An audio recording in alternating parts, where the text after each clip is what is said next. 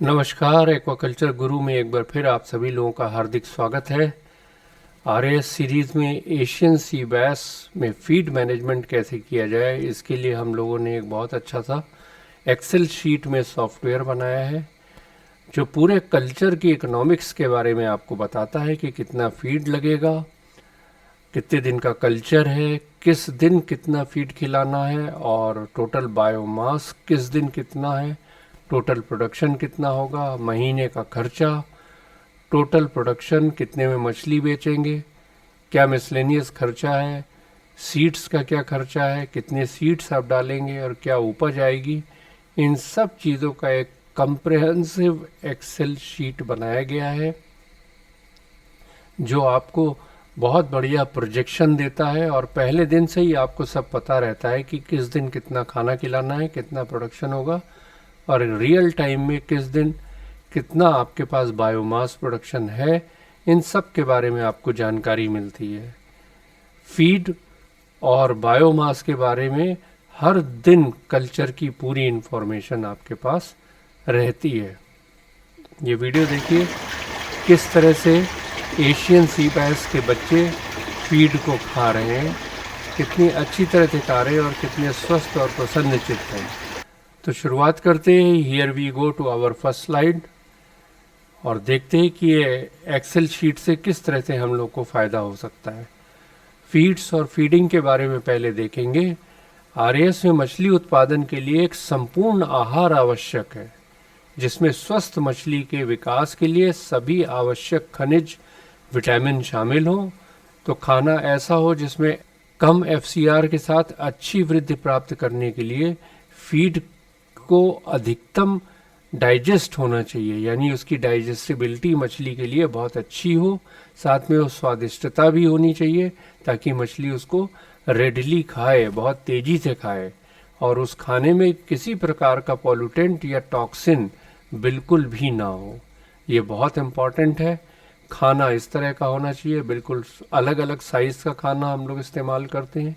इसमें प्रोटीन होना चाहिए, फैट है, कार्बोहाइड्रेट है, विटामिन्स हैं, मिनरल्स हैं, फाइबर है, मॉइस्चर है और विशेष रूप से फंक्शनल फीड एडिटिव्स भी इसमें मिलाए जाते हैं। इस तरह का खाना इस्तेमाल हमेशा करना चाहिए और कभी भी मछली के चारे की जगह किसी दूसरे पशु के चारे को बिल्कुल ना लें। यहाँ तक कि जो भिन्न मछली की प्रजातियाँ होती हैं उनके पोषण संबंधी आवश्यकताओं के अनुसार से खाना भी अलग अलग तरह का होता है। विशेष रूप से उसमें जो प्रोटीन होता है उसकी गुणवत्ता और मात्रा जो होती है वो उसके विकास के लिए जो ज़रूरी होता है उसको पूरा करने के लिए उसमें ध्यान से बनाया जाता है। इसलिए आप किसी भी दूसरे जानवर के लिए बनाए गए खाने को बिल्कुल भी इस्तेमाल नहीं करेंगे। यहाँ पर हम सूखे और तैरते हुए गोली खाद्य जो कमर्शियल रूप से बनाया जाता है उसको देने की सलाह देंगे, क्योंकि वो अच्छी तरह से पानी के ऊपर तैरता है और जब मछली उसे खाने आती है तो मछली के स्वास्थ्य को भी हम देख सकते हैं और मछली की भोजन की गतिविधि कैसी है उसको भी आसानी से देख सकते हैं। खाना अलग अलग साइज़ का होता है, बड़ा खाना होता है, छोटा खाना होता है और ये फ्लोटिंग फीड की हम बात कर रहे हैं, ये बहुत ज़रूरी है।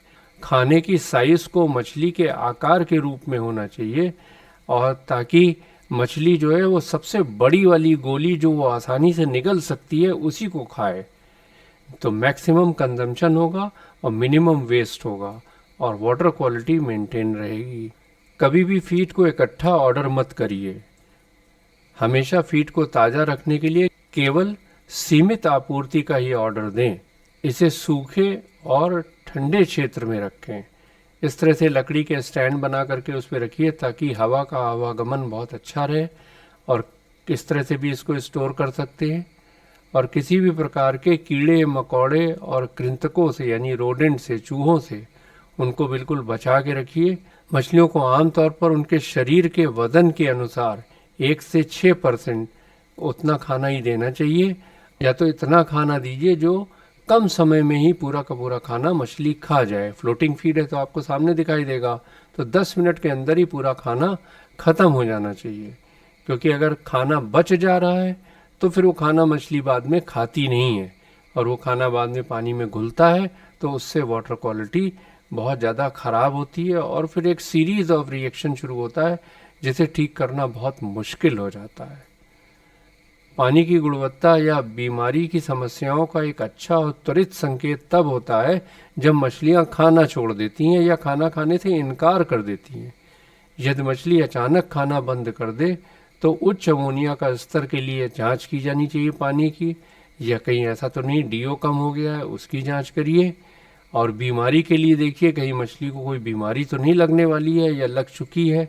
अगर ऐसा है तो उसका तुरंत उपचार किया जाना चाहिए, इसके पहले कि वो बीमारी बढ़ जाए और फैल जाए और बहुत सी मछलियों को प्रभावित कर दे। जैसे ही अगर टेम्परेचर बढ़ जाता है या टेम्परेचर अचानक कम हो जाता है तो भोजन के दर में आप कमी करिए बहुत तेज़ी से। आपके पास जो भी चार्ट होगा, मान लीजिए ये चार्ट है, तो इसमें आप बॉडी वेट के हिसाब से इस तरह से खाना दे रहे हैं, तो इसमें स्ट्रेट फॉरवर्ड आप 50% की कमी कर दीजिए, ये बहुत ज़रूरी है। उसके बाद जब टेम्परेचर नॉर्मल हो तब आप मछली को दोबारा खाना खिला सकते हैं। हमेशा नियमित समय पर मछली को रोज़ खाना दें, समय का विशेष ध्यान रखें, इससे बहुत फ़ायदे होते हैं। पूरा चार्ट बना के रखिए और देखिए कि मछली को बिल्कुल डॉट, मान लीजिए 8 बजे आप खाना देते हैं तो 8 बजे, पौने 8 बजे देते हैं तो रोज़ पौने 8 बजे, इस बात का विशेष ध्यान रखिए। रोज़ कई बार खाना देने से जो विकास का दर है और फीड का रूपांतरण क्षमता है वो बहुत अच्छी हो जाती है, उसके मुकाबले कि अगर आप दिन में एक बार फीडिंग कर रहे हैं। मछलियों की असमान वृद्धि और बौनेपन को रोकने के लिए फीड को टैंक में समान रूप से वितरित करें। हमारे यहाँ मछलियों को हाथ से खाना खिलाया जाता है, लेकिन श्रम की लागत कम करने के लिए और स्वचालित फीडर और डिमांड फीडर का उपयोग बड़े पैमाने के जो कल्चर्स होते हैं कमर्शियल लेवल पे, उसमें इन सब का इस्तेमाल किया जा सकता है, तो ये थोड़ा कॉस्ट इफेक्टिव हो जाता है। माइकोटॉक्सिन्स यानी कि एफ्लाटॉक्सिन्स, ये जो फंगस होते हैं उनके द्वारा उत्पादित विषाक्त पदार्थ का एक पूरा फैमिली है इसकी। ये बहुत तरह के होते हैं, इनकी कई कैटेगराइजेशन है। इनको जनरल एफ्लाटॉक्सिन्स बोलते हैं। ये अक्सर आपने भुट्टे में देखा होगा, इस तरह से दिखता है, या मूंगफली के दाने में या ब्रेड पर इस तरह से लग जाते हैं। ये जो इनका मेन फंगस होता है वो एस्परजिलस जीनस का होता है। एस्परजिलस फ्लेवस या एस्परजिलस पैरासिटिकस है। ये जहाँ पर काफ़ी गर्मी होती है, ट्रॉपिकल क्षेत्र जिसको बोलते हैं, और थोड़ा जहाँ पर मॉइस्चर ज़्यादा होता है यानी आर्द्र क्षेत्र है, उन सब में इनकी ग्रोथ बहुत ज़्यादा होती है।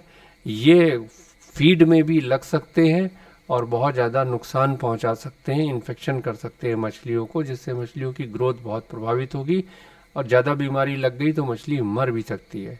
इस तरह का अगर फीड हो जाए आपको कभी दिखे तो उस फीड को तुरंत डिस्कार्ड कर दीजिए। लंप बन जाता है, बिल्कुल जम जाता है, इसमें फंगस लग जाते हैं।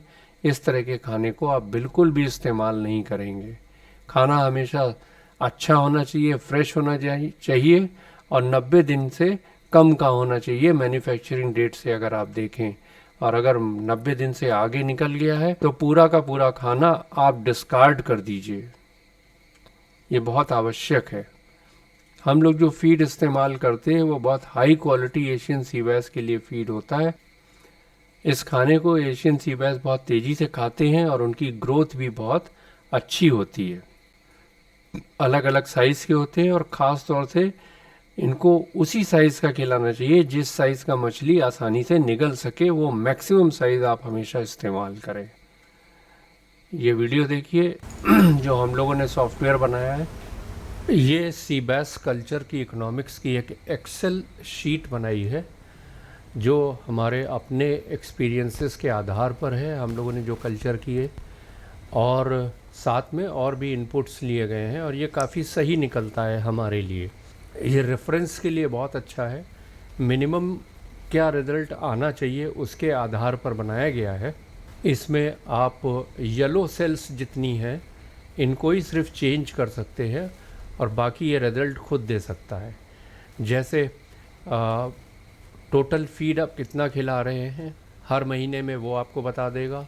उसकी साइज़ क्या है वो यहाँ पर पहले लिखी हुई है।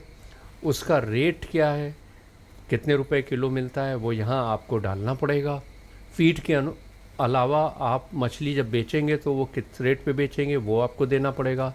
आपने सीड्स कितने ख़रीदे वो यहाँ पर डालिए, और वो सीड्स कितने के मिले आपको वो यहाँ पर डालिए, और मिसलेनियस एक्सपेंडिचर यहाँ पर आप डाल सकते हैं। उसके बाद ये पूरा प्रोजेक्शन दे देगा कि 8 महीने के कल्चर में किस किस दिन आपको कितना खाना खिलाना है, कितने का खिलाना है, और उस दिन आपके पास कितना टोटल बायोमास है। हर महीने के अंत में आपको पता लगेगा कि आपके पास कितना बायोमास है, और मछली ने, एक मछली का वज़न कितना हुआ, और मछली ने कितना पर डे वेट गेन किया। ये पहले महीने में, दूसरे महीने, तीसरे महीने, चौथे महीने, पाँचवें महीने, छठे महीने और सातवें और आठवें महीने के अंत तक आपको हर दिन का हिसाब देगा कि किस दिन आपको कितने का क्या खाना खिलाना है, और उस दिन आपका बायोमास कितना है। लास्ट में आपको टोटल प्रोजेक्शन मिल जाएगा कि आपका टोटल प्रोडक्शन कितना हुआ, और वो आपको यहाँ पर दिखेगा टोटल प्रोडक्शन कितना हुआ। उस हिसाब से कितने में आपने मछली बेची, कितने का आपका पिल्लू लगा, कितने आपका फीड पे खर्चा हुआ, और कितना आपका मिसलेनियस एक्सपेंडिचर है। ये डालने के बाद आपको टोटल एक्सपेंडिचर पता लग जाएगा। फ़िश सेल से आपको कितना पैसा मिला, इसलिए आपको टोटल प्रॉफिट कितना हुआ, ये आपको एक पूरा बहुत ही अच्छा प्रोजेक्शन मिल जाएगा। हमारे केस में ये बहुत सही बैठता है। अब जैसे यहाँ पे आपने 2000 सीट का ये दिखा रहा है, आप 2000 की जगह इसे 2500 कर दीजिए, तो 2500 करेंगे तो तुरंत जो ये आपका कैलकुलेशन है वो बदल जाएगा। अब ये जो भी कैलकुलेशन आ रहा है वो आपका 2500 सीड्स क्या है। आपने 650 रुपये किलो मछली बेची एशियन सी बैस, अगर आप 700 रुपये किलो से बेच पाएंगे तो ये प्रोजेक्शन आपका फिर से चेंज होगा। इस तरह से आप इसको कैलकुलेट कर सकते हैं और पहले से ही तैयार हो सकते हैं कि आपको कितना खर्चा लगने वाला है किस महीने में फीड के ऊपर, और उस हिसाब से कितना आपको खर्चा लगेगा पूरे कल्चर में, और कितना प्रोड्यूस आपका उत्पन्न होगा। तो बड़ा हेल्पफुल है। मिनिमम इतना होना चाहिए, लेकिन अगर आपकी मछली और अच्छी तरह से बिहेव कर रही है, आप बहुत अच्छी तरह से वाटर क्वालिटी मेंटेन कर सकते हैं, सारी चीज़ें बहुत बढ़िया चल रहे हैं, तो आप थोड़ा सा और खाना खिला करके इस कल्चर के पीरियड को छोटा भी कर सकते हैं। ये सब एक्सपीरियंस के आधार पर आप इसे कर सकते हैं। इसमें तमाम और चीज़ें भी दी हुई हैं कि प्रोटीन जो खाना आप खिलाएंगे उसमें प्रोटीन और फैट का मात्रा मिनिमम कितनी होनी चाहिए, मॉइस्चर कितना होना चाहिए, बच्चे आपके मिनिमम 8.5 से 10 सेंटीमीटर यानी 4 इंच के आसपास होने चाहिए, वो वीन टू पैलेटाइज फीड होने चाहिए, और वो कितने के मिलेंगे। अमूमन वो हमारे यहाँ हैचरी से आने में 70 रुपये का एक पीस पड़ जाता है। एवरेज बॉडी वेट उनका 10 ग्राम होना चाहिए, ये आप नहीं चेंज कर सकते। FCR यहाँ पर 1 पकड़ा गया है, तो बड़ा बेसिक और अच्छा कैलकुलेशन है। तो इस तरह से ये सॉफ्टवेयर बड़ा हेल्पफुल है। अगर किसी को इससे अपनी रिपोर्ट्स जनरेट करानी है तो वो इन खानों के रेट्स देकर, और जो सीड्स हैं उनका रेट देकर, संख्या दे करके और मिसलेनियस एक्सपेंडिचर दे करके इससे अपनी रिपोर्ट्स जनरेट करवा सकता है।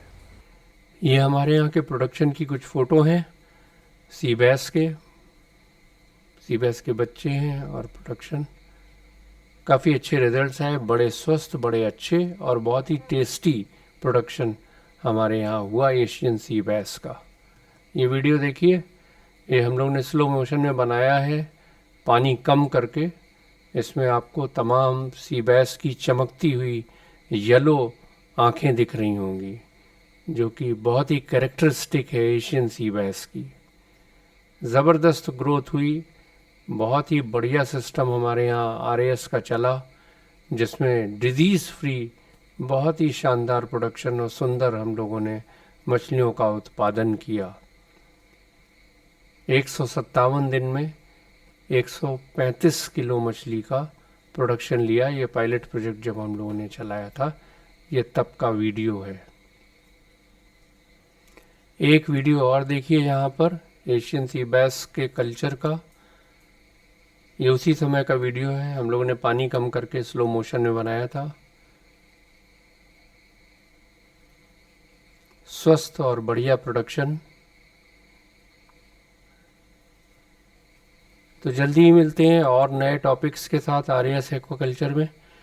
तो इस वीडियो से अगर आपने कुछ नया हासिल किया है, नया सीखा है, तो कृपया इसे लाइक करें, शेयर करें, सब्सक्राइब करें। आपका बहुत बहुत धन्यवाद। तो जल्दी ही मिलते हैं, तब तक के लिए अल्लाह हाफिज़। जय हिंद, जय भारत, वंदे मातरम।